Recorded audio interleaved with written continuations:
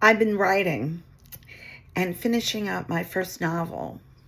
But the funny thing about it is, the closer I get to the end of the novel, the more I go back further into the book to re-edit things that I've already done. And I thought how funny that is, because it's sort of like how we do things in our lives, right? The closer you get to the end of something, the more you start to rethink the whole process, everything that you did. I remember a while ago, I don't know, I redid my kitchen, and I had this whole vision in my mind of what I wanted.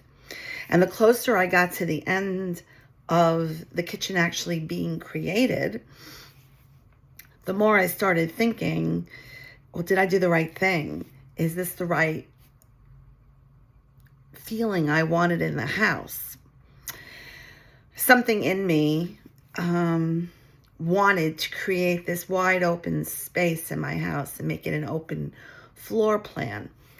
And funny enough, once I started to do that, I felt like the opening of my heart, the opening of what I actually wanted to do, how I actually wanted to live my life, was sort of corresponding to this openness in the floor plan of my house, if you can imagine that.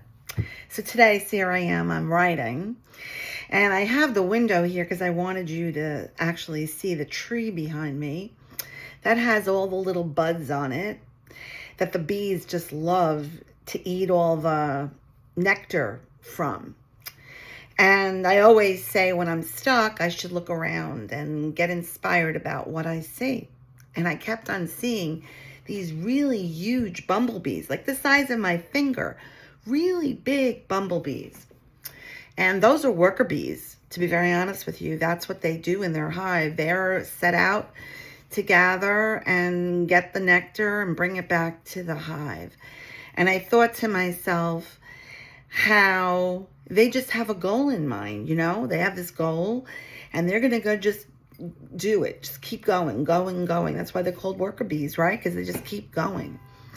And how when I do things, I put the gas on and I'm all in, and then as I get closer, I sort of ease up on the gas.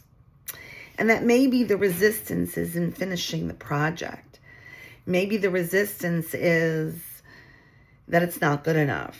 Maybe the resistance is, what do I do now? And so I decided I was just going to sit with that and get curious about it. And I started to think about May. And that May is all about creation and innovation and inspiration. And then it just hit me. Oh, I'll just be inspired by something else. And that's what we are when we're creators, right? Something else comes our way. We get curious about it. And then we innovate and we create. And that is the beauty of being a creator. You know what I mean? If you're a creator, let me know underneath this video. And say me, because you understand what I'm talking about.